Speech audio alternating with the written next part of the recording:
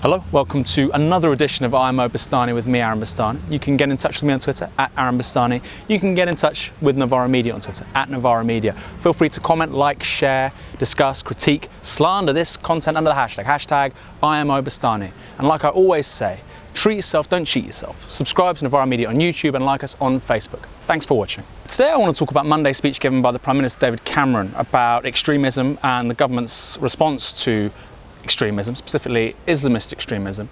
What other kind is there, of course, in Britain in 2015? Cameron began that speech by speaking, here I quote, of how over generations we've built something extraordinary in Britain, a successful multiracial, multi-faith democracy. It's open, diverse, welcoming.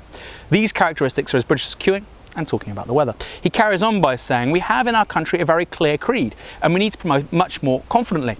Wherever we're from, whatever our background, whatever our religion, there are things we share together. We are British.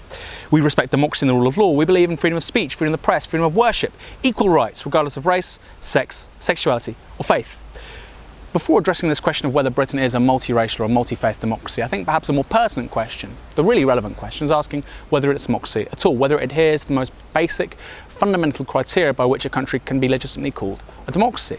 Well, let's start by looking at the head of state. The head of state's Queen, we all know that. People say she's a constitutional monarch, whatever that means. She certainly isn't elected by anybody. She certainly can't be recalled by the vote, the electorate at any time, so that's not democratic. One of the two houses of Parliament, the House of Lords, the second chamber, that does have a pretty big role in lawmaking in this country. That's not elected.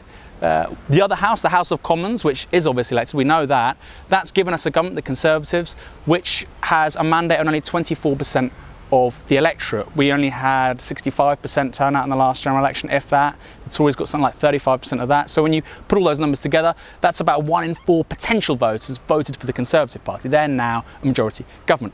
That's probably the only democratic element of the British Constitution. It's not a codified written constitution like the United States, but it's a constitution nonetheless.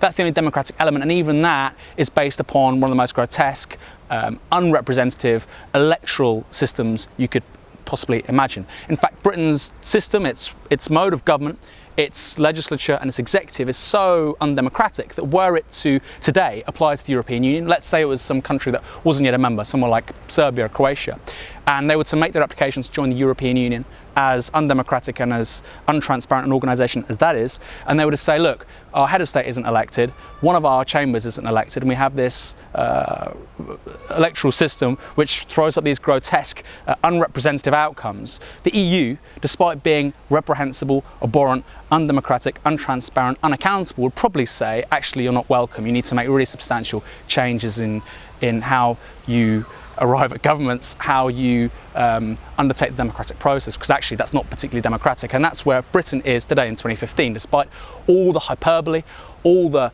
gumph about Britain being the mother of democracies. It's anything but. It's stuck in the 19th century. It's a feudal, unconstitutional monarchy. Having declared that Britain was a multiracial, multi-faith democracy, which it isn't, he then tried to reach out to young Muslims who are inclined to go over to Syria. As we know, a number of young British Muslims have gone over to Syria to fight with ISIL in the last couple of months, year.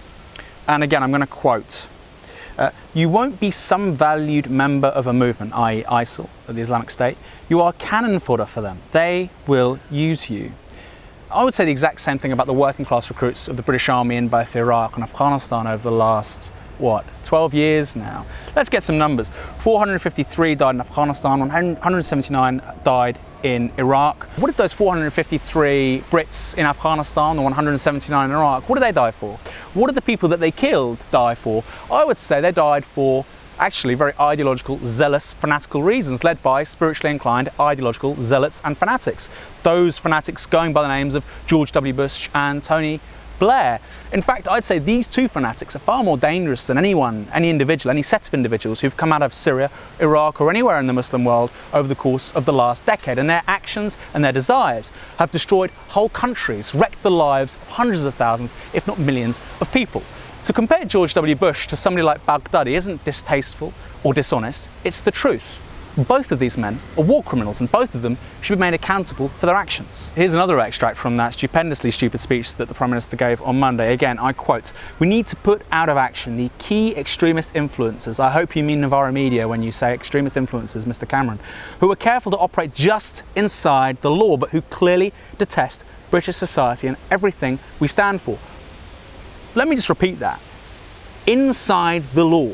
Inside the law. They've not broken the law. This is quite dangerous because he's now saying you can be extremist while remaining inside the confines of the law.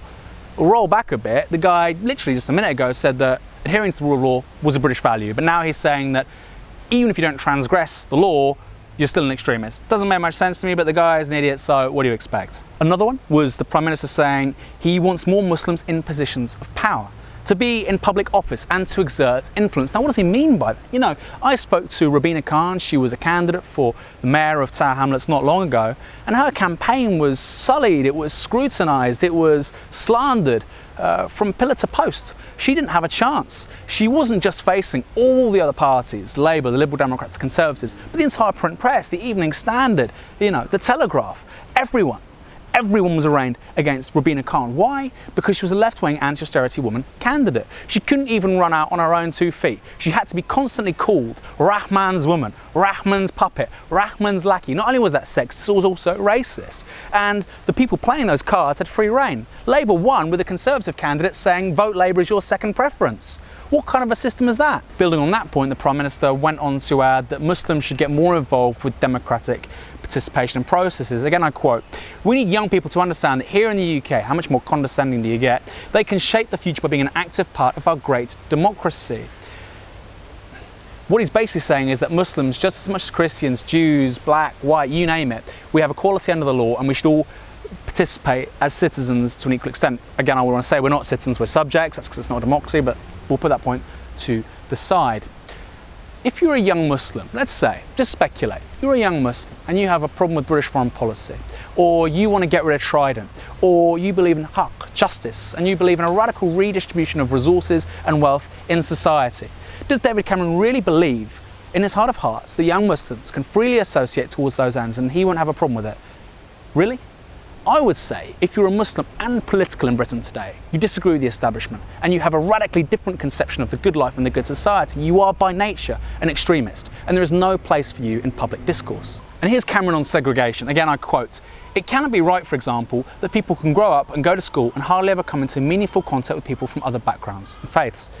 That doesn't foster a sense of shared belonging and understanding. It can drive people apart." So let's put those sentences, let's put that statement into context. Who said it? Well, Mr. Cameron's obviously the Prime Minister. He's obviously got a lot of privilege, a lot of power. He's so white that his face looks like a Crown Denby casserole dish. He's not just the 1%, he's the 0.0001%. He's a descendant of King George IV. He's married to a woman who's a descendant of King Charles II. In fact, Samantha Cameron's family is so old, so esteemed, that it could be traced back all the way to the Battle of Agincourt. Where did he get his first job? It was with the Conservative Research Department. How did he get it? Because of a phone call from Buckingham Palace, we think by one of his godparents. So if we're going to talk about segregation and insulation from the rest of society, let's start with people like Mr. Cameron. Let's start with places like Eton. Let's start with people who study PPE at Oxford. Because there's no more segregated, no more insulated, both politically and economically, part of society than that which Mr. Cameron comes from. So what's the conclusion? What's the takeaway from this? First of all, Britain is not a multi-faith, multi-racial democracy. That's because it's not a democracy. It is, if anything, a constitutional monarchy. I think that's being incredibly kind, actually. We don't have an elected second chamber. We don't have an elected head of state. Since the war on terror began after 9/11, actually, the whole thing about having a rule of law is kind of under attack. It's clear also that being a political Muslim in Britain right now isn't particularly easy, and that if you dissent from the establishment, if you're not jumping with joy and gleeful, brimming with happiness at being British, you must be a dissident, that you must be an extremist, that you must be some Muslim fanatic. If you have a problem with how things work in this country, if you have a different conception of politics, of the good life, you have an idea of social justice at odds with those of our rulers, you are not welcome. That's just a fact. That's not me being hyperbolic. That's not me trying to flare things up. If you're brown and you disagree with the powerful, you're out. So what do you think? You know what I think? I think we need to become a republic, that we need to get rid of the Queen, that we need an elected second chamber, and that we need an electoral system which doesn't throw up grossly disproportionate outcomes to the electoral vote. Why don't you just put those thoughts down on the hashtag on Twitter, hashtag IMO Bastani. Equally, you can comment on Facebook and on YouTube. The weather is great this week. That's because we're in Italy. No, I'm only kidding. We are in London, but it could be Tuscany. It's delightful. It probably won't last very long. I'll see you very, very soon. It'll probably be raining. My name's Aaron Bastani. Thanks for watching. Bye.